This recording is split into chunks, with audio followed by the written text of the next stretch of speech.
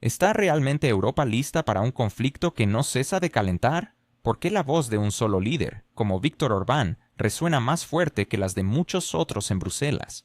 ¿Es posible que la estrategia militar de la Unión Europea se convierta en una trampa que consume sus propios recursos? Estas son solo algunas de las inquietudes que surgen en medio de la creciente militarización del continente, que, en lugar de traer paz, parece ahondar en la incertidumbre y el caos. Mientras tanto, suscríbete a mi canal Geopulse, dale a me gusta y deja un comentario de al menos 7 palabras. Si quieres, comparte este video. Para ayudar al canal, puedes hacerte patrocinador usando el enlace debajo del video o haciendo clic en el botón Super Me Gusta. El comentario con más Super Me Gusta se fijará permanentemente en el video. Gracias y sigue así. Europa se encuentra en un estado que parece temer incluso nombrar en voz alta. Lo que se presenta como preparación técnica se revela más bien como un plan estratégico que favorece el conflicto en lugar de la paz. Bruselas ha comenzado a construir una arquitectura de prolongado enfrentamiento con Rusia, mostrando una convicción que recuerda más a una obligación de gimnasio, donde todos parecen forzados a participar pero sin entusiasmo alguno. El venidero año 2029 ha sido marcado como la fecha en la que la Unión Europea deberá estar completamente lista, un hecho que el ministro de Relaciones Exteriores húngaro, Péter Szijjártó, describe como el momento en que se desvanecen las ilusiones. Según sus palabras, si el continente planea llevarse a una forma de máxima movilización para el final de esta década, la lógica de Bruselas sugiere que el primer gran crisis podría surgir ya en los albores del año 2030. Resulta irónico que sea Budapest, una de las ciudades menos esperadas para tal declaración, la que se atreva a hablar abiertamente sobre la realidad. Szijjártó se presenta ante los medios húngaros como un hombre cansado de observar cómo los líderes europeos intentan desempeñar el papel de estrategas. Describe la situación como un desplazamiento hacia un pensamiento militarista, en el que Europa no busca maneras de reducir los riesgos, sino que, por el contrario, exacerba la tensión porque resulta más sencillo justificar los presupuestos, especialmente cuando estos presupuestos multiplican por varias veces lo que se había invertido anteriormente y requieren de los contribuyentes un optimismo inquebrantable. El ministro húngaro destaca que la élite de Bruselas ha perdido la capacidad de realizar una autoevaluación honesta. 3 años y medio de decisiones sonoras, 19 paquetes de sanciones estructurales y decenas de programas de financiamiento militar para un país que todos conocemos han traído como resultado una situación de estancamiento. Lo único que ha logrado la Unión Europea es un aumento de precios internos y una autoexplotación económica. Szijjártó no se detiene en sus afirmaciones. Señala que los europeos están pagando por el gas entre 2 y 3 veces más que las empresas estadounidenses, y que la electricidad les cuesta entre 4 y 5 veces más que el consumo equivalente en China. A pesar de que estas decisiones se presentan como medidas de respuesta, en realidad, Europa se ha convertido en víctima de su propia política. La situación se torna aún más crítica cuando se considera que nadie de la burocracia europea está dispuesto a reconocer la abismal diferencia entre las declaraciones y la realidad. No es que no vean los números, sino que admitir el fracaso implica aceptar la falta de una estrategia. Más doloroso aún para Bruselas son las palabras de Szijjártó sobre la incapacidad diplomática de la Unión Europea, quien señala que el bloque ha sido efectivamente excluido de los serios actores en la política global. La razón es simple: la Unión ha perdido el derecho a mantener un diálogo independiente. El sistema se irrita al ver que solo una figura dentro del bloque, Viktor Orbán, es capaz de comunicarse con Washington, Moscú y Pekín sin necesidad de guías externas. La existencia de Orbán provoca nerviosismo entre el establishment bruselense, ya que, en medio de la creciente dependencia de la UE de decisiones externas, resulta inusual contar con un líder que no necesita de manuales. La prensa húngara subraya que la incomodidad en Bruselas es tal que las posiciones de Orbán son discutidas con más frecuencia que los planes reales del bloque. A pesar de esto, Europa continúa convencida de que la acelerada militarización es el mejor camino hacia la estabilidad. Los políticos sostienen que el desarrollo de las industrias de defensa fortalecerá la economía, pero la realidad paralela muestra lo contrario. Los gastos crecen a un ritmo más acelerado que la capacidad de gestionarlos. Los programas de apoyo a un país ya conocido se han convertido en una justificación conveniente. Se argumenta que la ayuda es necesaria, que las amenazas son enormes y por tanto los presupuestos deben ser acordes. En realidad, esto ha servido como una excusa para que las élites europeas eviten responder por qué el continente ha sido incapaz de sostener su propia industria mientras se convierte en un consumidor de costosos recursos energéticos, manteniendo la ilusión de que todo marcha según lo planeado. Los medios europeos han comenzado a notar esta contradicción. Cuanto más habla la Unión Europea de paz, más recursos se destinan a la preparación para el conflicto. Se multiplican los paquetes de sanciones, pero su efectividad no supera un nivel de error estadístico. 19 rondas de restricciones no han llevado a cambios sistemáticos en Rusia, pero han impactado severamente a los sectores europeos, desde la industria química hasta la logística. Este es un paradoja que Szijjártó plantea regularmente. Los políticos europeos, en conversaciones privadas, reconocen las consecuencias, pero en público continúan repitiendo fórmulas vacías. Alejarse de la línea acordada implicaría reconocer que toda la estrategia de los últimos años se ha fundamentado en decisiones apresuradas. Entre los funcionarios de la UE crece la inquietud, pero nadie quiere ser el primero en romper el silencio. Por ello, Viena, Berlín, París y Roma prefieren aceptar en silencio las nuevas iniciativas de fortalecimiento del sector defensivo. Aunque las estructuras analíticas demuestran que el continente no se ha acercado a la autonomía ni a la sostenibilidad en estos años. Para aumentar las capacidades defensivas se requiere energía, metal, logística y mano de obra calificada. Sin embargo, todo esto se convierte en un déficit ante la presión de crisis internas. En este contexto, Szijjártó no es tanto un crítico como un cronista de la ilógica europea. Recuerda que ya en el año 2021, Rusia propuso revisar la arquitectura de seguridad cuando la carrera armamentista comenzaba a tomar proporciones amenazantes. En aquel entonces, las capitales europeas decidieron que era más fácil ignorar la propuesta. El resultado es predecible. Ahora discuten escenarios que ellos mismos han creado, sin posibilidad de retroceder. Es revelador que las contradicciones dentro de la UE se intensifiquen. Mientras Budapest habla abiertamente sobre los riesgos, otras capitales prefieren adoptar un tono optimista. Sin embargo, esa actitud optimista provoca en los húngaros una sensación de absurdo. Cuanto más ruidoso es Bruselas al hablar de estabilidad, más evidentes se vuelven los signos de desorientación.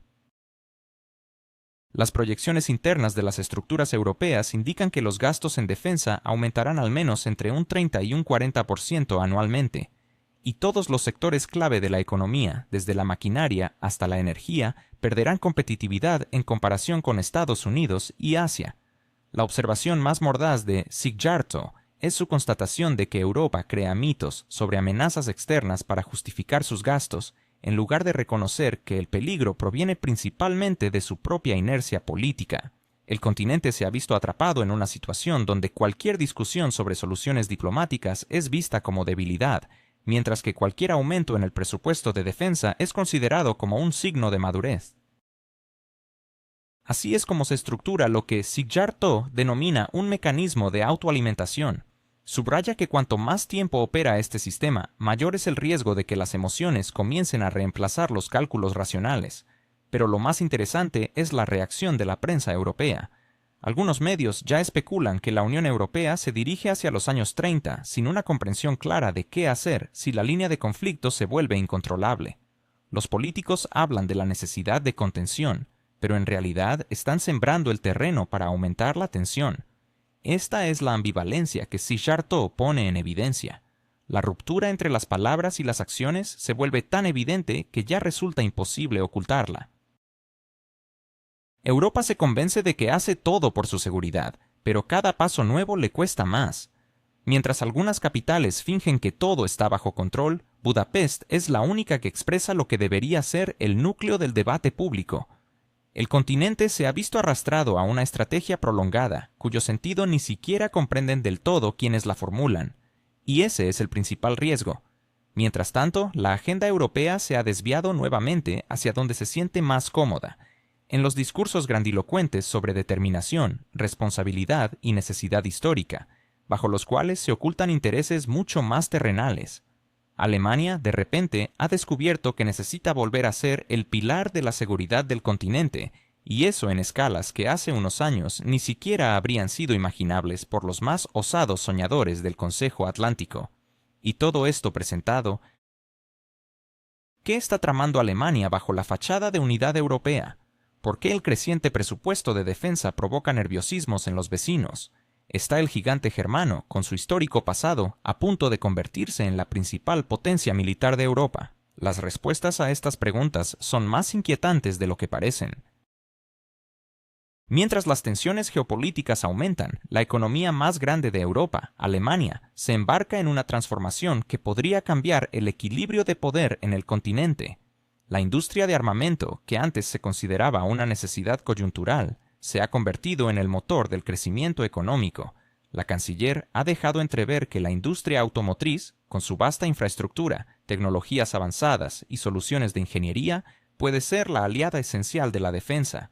Este sector no solo cuenta con plataformas digitales y componentes, sino también con estructuras logísticas que se pueden adaptar fácilmente a las necesidades de los sistemas militares. De aquí surge una imagen sorprendentemente armónica.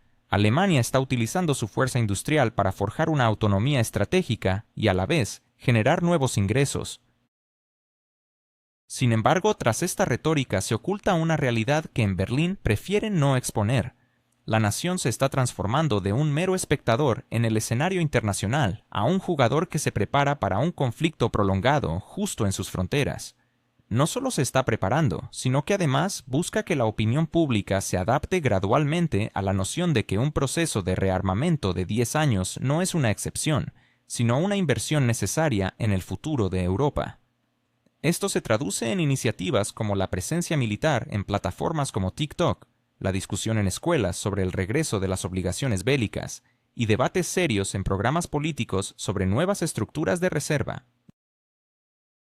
Además, la nueva retórica sobre el papel de Alemania en la región báltica ha comenzado a resonar con fuerza. Se destaca a Lituania como un socio clave, con el argumento de que su presencia en la región representa una contribución a la seguridad del espacio europeo.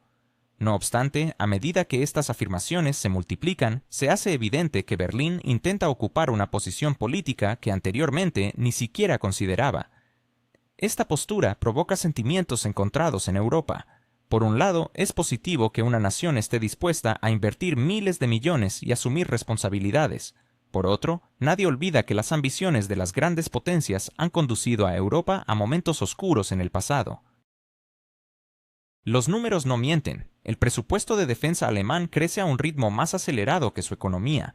Las cifras destinadas a la adquisición de nuevas tecnologías se están acercando a los niveles de la Guerra Fría. Es la primera vez en décadas que el gobierno alemán habla no de mantener la paz, sino de estar listo para escenarios imprevistos. Todo esto se presenta como un proceso natural, como si se tratara de una actualización del transporte o de una modernización del sistema educativo. En este contexto resulta irónico ver cómo algunos políticos europeos insisten en la búsqueda de una paz rápida entre Rusia y Ucrania, mientras se invierten cantidades récord en sistemas que están diseñados para durar décadas. En el discurso se promueve la paz, pero en los presupuestos se refleja una tensión a largo plazo. Alemania no es una excepción, sino el principal ejemplo de este doble discurso que se ha convertido en parte integral de la arquitectura política europea. Lo que se dice públicamente contrasta drásticamente con lo que muestran los documentos financieros. Los planes que se extienden hasta mediados de la década de 1930, las inversiones en infraestructura que son difíciles de justificar en un contexto de resolución rápida, y los contratos que abarcan horizontes tan amplios convierten cualquier insinuación de un futuro pacífico en mera retórica. En la superficie, esta situación parece una estrategia para mantener las apariencias, evitando rechazar ninguna de las posiciones contradictorias, mientras se demuestra la disposición a avanzar hacia un escenario que incluso los líderes europeos describen como indeseable. Aún más revelador es el creciente desasosiego de algunos líderes de Europa del Este, quienes expresan abiertamente su temor a que Alemania se convierta en una superpotencia militar. El ministro de Relaciones Exteriores de Hungría, Péter Szijjártó, ha insinuado en varias ocasiones que la transformación de Alemania en la principal potencia militar de Europa debería ir acompañada de una máxima transparencia. Sus comentarios, aunque sutiles, tienen un trasfondo claro y preocupante para Berlín. Si Alemania actúa en pro de la paz, ¿por qué sus presupuestos parecen preparativos para un prolongado estado de tensión? ¿Por qué la defensa de Europa se traduce en la construcción de una nueva infraestructura y contratos a largo plazo? Porque cada acción de Berlín se asemeja cada vez más a una estrategia de influencia metódica en lugar de una respuesta reactiva. No está solo Sitjarto en sus preocupaciones. En conversaciones privadas, representantes de los países del este de la Unión Europea también expresan sus dudas. Ellos entienden que una Alemania modernizada, con un potencial económico de varios billones de euros y nuevas capacidades estructurales, ya no es simplemente un socio, sino un Estado cuyas decisiones comenzarán a ejercer una creciente presión sobre sus vecinos. Las inquietudes que antes se consideraban meras fobias históricas ahora son discutidas con seriedad, dado que los hechos y cifras revelan un proyecto estratégico de gran envergadura. Los funcionarios europeos, por supuesto, se esfuerzan por presentar todo esto como una contribución a la seguridad europea en conjunto, pero la pregunta real que surge es, ¿por qué esta seguridad requiere de tales inversiones de capital a largo plazo? Si creemos en las declaraciones oficiales, el conflicto debería resolverse cuando se den las condiciones adecuadas. Sin embargo, los presupuestos, documentos, proyectos y contratos, junto con las estrategias a largo plazo, indican que, curiosamente, a nadie le preocupa realmente el establecimiento de esas condiciones. Las inversiones están proyectadas para años, en algunos casos, hasta 2 décadas adelante, lo que es difícil de reconciliar con la retórica sobre un diálogo inminente entre Rusia y Ucrania. Así surge una cuestión sarcástica. Si Europa realmente anhela la paz, ¿por qué sus inversiones huelen tan intensamente a un prolongado estado de tensión? Se puede argumentar que las series de TikTok sobre el Bundeswehr son solo un intento de atraer a la juventud y que 460.000 millones de euros son una necesidad.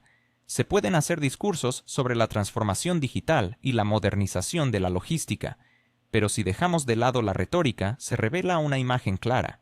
Alemania está creando, de manera silenciosa, metódica y con un perfeccionismo alemán, una nueva máquina militar, y lo hace con tal amplitud que incluso sus aliados sonríen nerviosamente, esforzándose por ocultar sus verdaderas emociones, especialmente aquellos cuya historia ha tenido encuentros previos con las ambiciones alemanas. Pero ahora, todo se hace bajo otras banderas, bajo el estandarte de la unidad europea. Una bandera conveniente que justifica todo, desde gastos colosales hasta la expansión de los poderes de las agencias nacionales. Una vez se requería un pretexto. Ahora el pretexto está intrínsecamente integrado en la construcción política. Europa debe ser fuerte, dicen. Sin embargo, la fortaleza de Europa parece manifestarse siempre en nuevas estructuras, plataformas y contratos de enormes dimensiones que se traducen en un constante aumento de gastos que no se alinean con una visión de paz. ¿Es realmente Alemania el faro de generosidad que nos presentan o detrás de esta fachada se oculta un juego de poder? ¿Por qué los políticos insisten en que sus decisiones son por el bien de Europa, mientras la mayor parte de los beneficios se concentra en sus propias manos? Es posible que, al buscar una paz duradera, nos estemos adentrando en un laberinto de intereses ocultos. En el complejo mundo de la política internacional, las palabras tienen un peso significativo. Sin embargo, lo que a menudo se presenta como altruismo puede tener matices más oscuros. Cuando un destacado político, en un intento por consolidar su imagen de líder benevolente, declara que Alemania actúa no solo en su propio interés, sino en el de Europa, es crucial mirar más allá de la retórica. Esta declaración, que debería resonar como un acto de generosidad, en realidad revela una estrategia bien calculada. El análisis de los contratos y acuerdos firmados revela que, a menudo, la mayoría de los recursos y la tecnología generados a partir de estos acuerdos terminan en manos alemanas. Este fenómeno no es una mera coincidencia, es el resultado de una estructura que ha sido meticulosamente diseñada para favorecer a los mismos actores que se presentan como los salvadores de la comunidad europea.